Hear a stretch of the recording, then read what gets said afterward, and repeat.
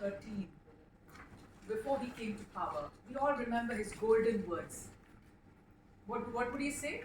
I will come and reduce the price of all the essentials. You all remember that. I will come and reduce the price of petrol, diesel. I will come and give you 2 crore jobs every year.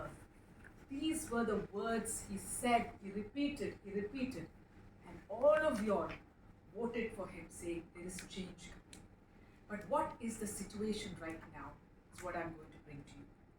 First and foremost, let us look at how the price has gone up. Recently, we have seen one of the most important is the LPG price, the gas price.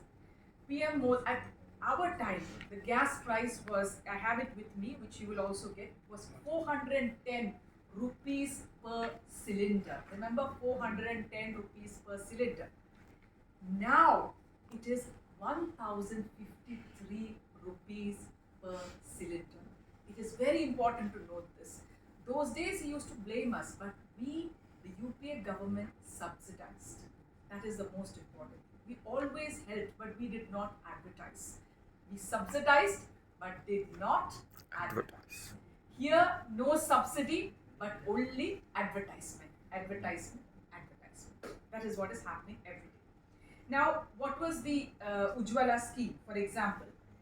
Because I'm talking about the gas, the petrol, the LPG. This 2021, I have a figure here, 2021 to 22. 19 lakh consumers are incapable of getting second, they can't refill. They have the Ujjwala gas with them, they cannot refill. This is data.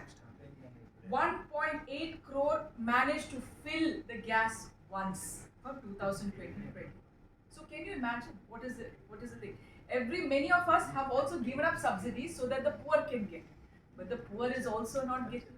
Because who can afford 1053 if a household is getting 10,000 rupees? Remember that. Household is getting 10,000 rupees. How can you afford it? After that, another figure which is given by the government itself says that in the last 5 years, only 4 crore people could afford a single refill. So they have one, they could refill once. And 7 crore people refilled it only once. So this is the state of affairs of the LPG. Now I want to go to the second most important thing is petrol. Petrol and diesel. Remember that thing? Diesel ka daam, petrol ka daam. You remember all this? Rupee, ICU mein hai. What is the rupee today? $1 is 80 rupees. It is hit 80 today. Before I came in, I checked. $1 is 80 rupees. Can you imagine how difficult? And I think Andhra Pradesh, lot of students go abroad, if I am not wrong. How expensive that education will become. How can anybody do anything? Private investments are out from here. Everything is going to be expensive now, no? When import will be, all those things will go up. Also, so let us look at the petrol and diesel prices. In 2014, before we demitted office, it was $106 a barrel. These are very important figures because they always tell you that, there is COVID, there are other issues. $106 a barrel. And we used to give petrol at that point for 71 rupees and diesel at 55 rupees per litre. That is because at that point of time, the excise duty for diesel was 3.4 and for petrol was 9.2. Now the problem right now is, if we see now the petrol price has hit 100 and the diesel price also is around 100. And then they say that it is because of world oil prices. Today it is $98 a barrel. Again, it's gone down. And the other important thing today is also how we are buying. We are buying cheap, discounted oil from where? From Russia. Remember that. So we have the petrol prices, the world oil price has gone down. Today it's $98 a barrel. Then we are buying around 30% now of it from Russia. So we have both the advantage. Plus, let us remember, very important, petrol and diesel are deregulated. What does that mean? When the petrol world oil price goes down, we should pay less. When the world oil price goes up, we should pay more. But we are still paying more. That is the thing. Even in 2020, when the petrol during COVID, I think it was $50 a barrel, we were paying 80 rupees. Why? Around that, that amount. So why? Because the excise duty was increased from 2014 for petrol and diesel. Both of them in 2014 was around 18 rupees. In 2020, when we were all stuck with COVID, everybody was losing their jobs. They increased it to this amount, that is 34 and 33 rupees. 34 for petrol and 33 for diesel. So why I'm giving you these figures, it is important to know how this government plays the game and says, you know what, the petrol price is high during COVID. And they always blame COVID. But you all remember 2008 when the world financial crisis happened. In 2008, every country in the world, America, Europe, Middle East, I was in Dubai at that time, everybody was crushed except India. Why? Because the Manmohan Singh UPA government protected you all. But we again did not advertise, we subsidized, we helped our people. Even after petrol was deregulated in December of 2010, we still subsidized. So that is how the concern for the people is.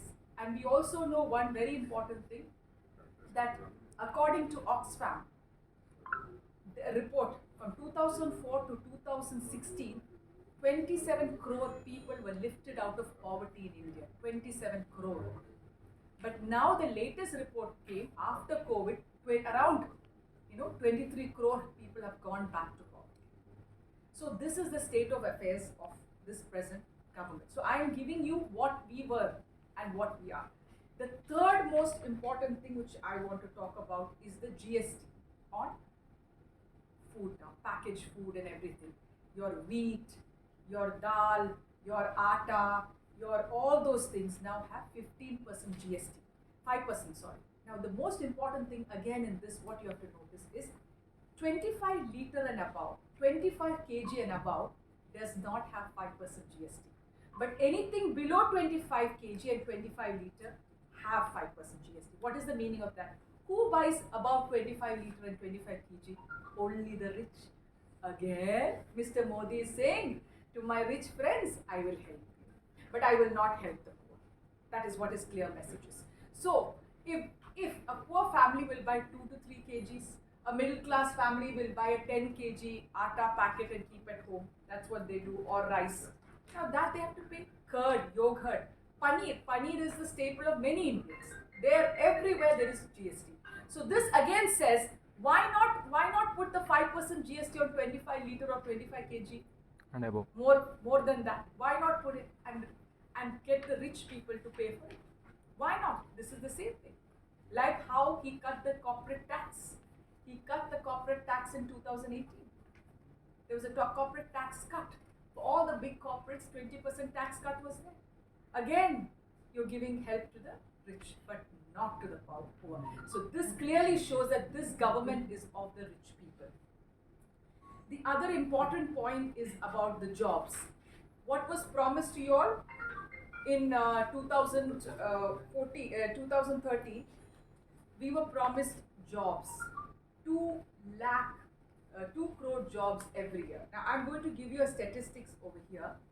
After demonetization, please can you keep the phone on silent? After demonetization, when did our economy hit rock bottom? Is after demonetization. They always say COVID, our GDP went down. What was the GDP just before COVID? What was the GDP? 3.2%. That is not COVID got the GDP down. It was the it was the demonetization. It was the wrongly implemented GST, the way they did it. These are the causes for the reasons for our GDP going down. So remember, every time you hear COVID, don't listen to that, because we also in 2008 had the global financial crisis. We knew how to manage it. So these are excuses. Now, in terms of jobs, before COVID stuck, there was 6.1% was the unemployment, and that was a 45-year high. In 45 years of Indian history, and before that, we did not have this bad unemployment. Now, after the COVID is struck, they say 1 crore salaried people have permanently lost their jobs, and Indians have become poor by 97%. And an important thing from Parliament, which recently the government themselves said that 22 after 2014 till now, 22 crore youth applied for jobs, but we could only give 7.22 lakh jobs. Can you imagine?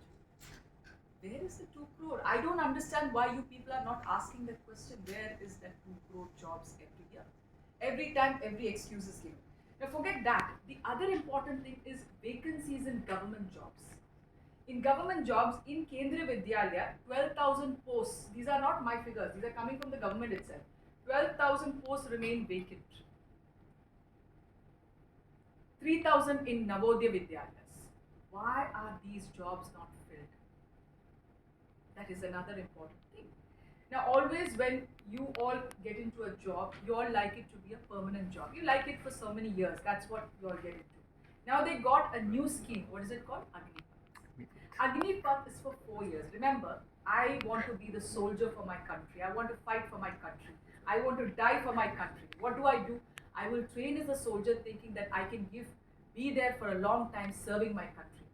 But these soldiers are told, now the new recruits are told, you will get only 4 years. Out of the 4 years, 6 months we will train you, and 42 months is the rest part, and after that your job is gone. So after that 4-year period, 76% recruits will be without a job. Just imagine how they feel. Where are these people going to get jobs from? What has happened to our pension? So they don't want to give any more pension. What is the social security net? I know many Andhra people are in the US. In the US, they have something called the social security net. You pay tax, you get something back. Now, what they're doing is the direct tax, which they have to take from the rich, they take very less. But what they do, they're giving indirect tax. What is indirect tax? Is the GST. So everybody, a poor person who buys a shoe should pay money. A poor person who buys atta, wheat, you know how difficult for daily laborers to get their daily wage. You all know that. If there is no job, that particular day, there is no food on their table. So that has also increased the problems. So this Agnipath scheme, again now, they are taking it up. They want to do something like this, where there are two issues in this. Because when you're a soldier, you have to be trained to love your country. Now you're trained like a job. Can you imagine? For 4 years you're trained for something. How can you have to love the job? I'm a soldier. So that itself is also, are being sold to private. Everything is taken out by 1 or 2 business people are given everything. Finally, we'll not have anything. Railways, everything will be gone. Airports, railways. So where do Indian people get their jobs? Now, if they are giving jobs, if the government of the day is ready to give the jobs, then we understand. But they also don't have jobs because there are no private investments in this country. 90,000 crores taken out last year. Where is the private investment? Why is there no private investment? Because of the unstable situation in this country. The social harmony is completely disrupted. We see when somebody feels, I think he threw stones somewhere. Okay, go and bulldoze his house. Is this the way law and order in the country? We are a democracy. By somebody saying that, I saw him throw stones in that particular area, or I saw him doing this, and you go and bulldoze a house, you go and arrest the person. Arrest the person, let the case go, get the witness, let it go to court, and if the court says bulldoze the house, go and do it. That is how a democracy functions. A democracy does not function by somebody, a CM telling, I want you to bulldoze that house. What is the world is watching? The world is watching also the release of Bilkis Banu's rapist. Let me tell you also on today. A woman, heinous crime that is. So all these things are affecting India. So why did I bring this Bilkis Banu? Why did I bring the other? Because it leads to private investments in this country. Why we don't have so much of social unrest is happening. So private investments going out. Because tomorrow they feel that this factory is over there and somebody in that factory did some poster of Modi which is not nice, which he's standing like that, go and demolish the factory, or tell the factory to stop working for 5 days, 10 days, we are not giving license cancel. It can happen. If you can bulldoze a house, this also can happen. I am not talking about any religion. I am talking about Indians. We are a democracy. There should be rule of law. You cannot and shall not do what you feel like. That is what I am trying to say. So that is why I put in this, that where is so private investments. Then the other important thing is, we heard about when Mr. Modi came in, he said each one of you will get 15 lakh crores into your bank account. From where? From that khata in Swiss bank. Okay. Let me give you another statistic. In 2021, 30,500 crore has been deposited by Indians in Swiss banks. 30,500 crore. That is in 14 years we have never seen such a deposit. So the Swiss bank account also is gone. Now we should not get 15, you must get 30 crore. 30 lakh in fact in the account. No? Instead of 15 you should give 30. What is happening? See, all this is not given out by the media. So this is what we are seeing. So what I want to say is that what the Congress government has done, and always we protested this mehengai which is happening right now. I was there. We wanted to go, the MPs along with Rahul ji wanted to walk from the parliament to parliament to Vijay Chowk. Was not allowed. We wanted to go from AICC headquarters to Prime Minister's home. We are not allowed. Section 144. I'm asking you one question. Before 2014, you must have seen so many protests I remember, in Delhi for various things, price rise. You saw many of the ministers with gas. Why are we, a party, the national party, stopped from protesting price rise in Delhi? That itself shows they want to hide something. If they did not do anything wrong, or if they believe this is a democracy, then they will allow us to protest. No? So they did not allow us to protest. Like that, we have done multiple protests in Delhi, and we will be doing also multiple protests in Delhi. On 4th of this, on 4th of September, we have a protest happening in Ram Leela, and it's called Sansad to Sadak. We demand that we have a protest in Ram Leela, which is Mehengai Par Halla Bol, which is happening on the 4th of September, and we are all going to be there to protest the price rise, because according to me, according to the Indian National Congress, according to Rahul Gandhi, this is terrible. This is a crime against the people of India, because a man who came saying that महंगाई को मैं कम करूंगा, आपको 2 करोड़ नौकरी देगा, petrol और diesel का दाम कम करूंगा, 15 लाख बाहर से लेके आएंगे. What has happened to all this? You need to question. So we are going through a very difficult time, and we need to use all this, and all this very important is all of us will be there on the Mehengai rally in Mehengai Ka Halla Bol on 4th September in Delhi at the Ram Leela Maidan. And I would request all of you all also to be present to cover that. It's a very important rally happening there with Rahul ji attending that rally. Thank you very much. Madam, many important leaders are leaving the Congress party. And I have all the annexures here. Yeah, tell me. Many important leaders are leaving the Congress party. For example, in Ghulam Nabi Azadi left the Congress party, started a new party. Isn't there any effect from that party? See, I will tell you one thing. If you look at the other parties, if you even